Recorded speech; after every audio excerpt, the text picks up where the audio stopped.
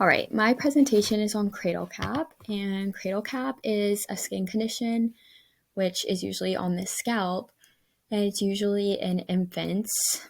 It can be in adults or older children, but it's really not. And then it's typically on the scalp, which can cover your whole cranium, which is your head, and then can be found where your frontal bone is or your forehead. So it can go all the way down to your forehead. It can also be down on your ears, your neck, or a diaper area, but it is less likely since those areas aren't highly sebaceous. And a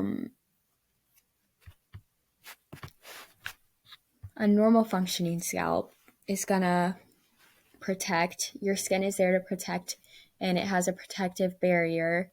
So if something's not going right, there's going to be a signal, and your skin's going to do what it can to try to protect it. If it's not functioning normally, then things like cradle cap can happen, where buildup of oil is happening from those sebaceous glands on the outermost layer, and it's causing your scalp to be irritated, and the dead cells are going to dry up and stuff like that. And then usually the cradle cap isn't going to go down to a deeper layer, which would be your dermis and then your hypodermis, and then all the way down to the bone it goes. But it can't go down that far. And if it does, you have to get like some kind of treatment or something. But usually it just stays on the outermost layer where your hair follicles are. And then your hair follicles do extend all the way down through the dermis to the nerves and other blood vessels. And that's why if your hair gets like pulled or stuck in something, it's going to hurt because it's connected to nerves, and those are farther down.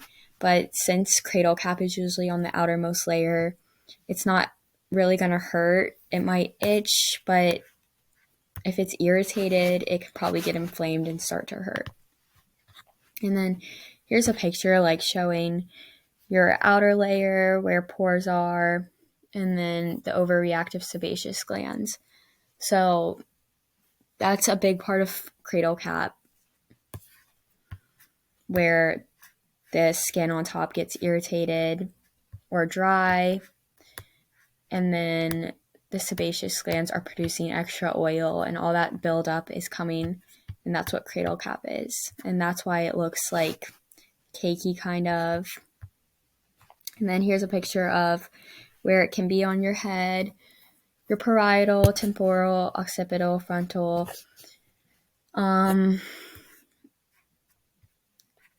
It's obviously not on the bone. It's going to be on the skin, but that's just a general idea of where you would see it.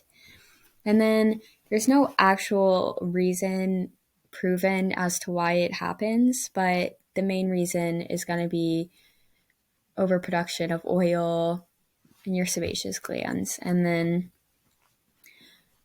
we can assume it's like a pimple or like pores getting clogged, because basically when your pores get clogged, it produces a pimple, which is filled with stuff. And cradle cap, it's a buildup, so it's like a bunch of stuff on your scalp. And another thing that can happen is it can be caused by yeast, and then yeast is going to break down your fatty acids, which is what moisturizes your scalp, keeps it healthy, keeps it functioning normally. And when that happens, when those are broken down, those fatty acids, your scalp becomes dry, doesn't have moisture. And that's why when you have cradle cap, it looks like dry patches. They kind of can like flake off, and it can become inflamed if bacteria gets on it, which yeast can cause bacteria to grow.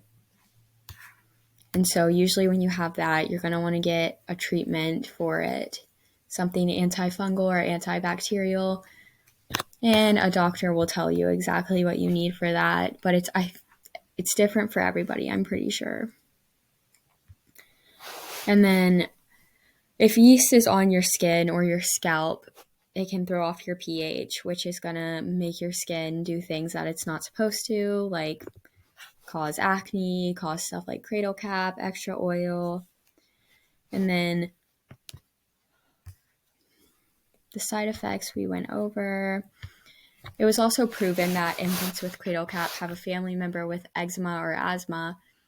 And eczema seems pretty similar because it's itchy, it's a skin condition, it can get very irritated. Only thing that's different, I think eczema can hurt and cradle cap really doesn't hurt. And then hormones, the main belief that cradle cap is caused by is hormones, and any hormones the mother has are passed down to the baby. And then the baby's, that's going to stimulate the baby's oil glands, causing this cradle cap. It sends a signal to the brain and then the receptors, and then after that, your skin's going to react. And then cradle cap is a disruption to the normal function of the skin. So our skin is normally helping our body maintain homeostasis, and then when cradle cap develops, it's going to disrupt the skin's barrier function, and it causes it to be dehydrated, and it causes it to be more susceptible to infection. So our skin barrier and our epidermis, and maybe even the dermis, is going to try to help to repair and restore the skin. And that's when homeostasis happens, because our body's trying to go back to normal. It's trying to function like it's supposed to again. And then for prevention and treatment, there's not really a treatment. It's just good to keep your baby's head clean. So all those things that our skin barrier is trying to keep out, it helps that, because if you're cleaning off bacteria and stuff on your baby's head and extra oil, it's going to keep those things from causing something worse a little bit. And then it says a mild shampoo is recommended because your skin's already irritated and dry or whatever, so you probably want to use something that's not going to irritate it even more unless doctor says so. And then again, for something fungal, you want, or something fungal like yeast, then you're going to want something more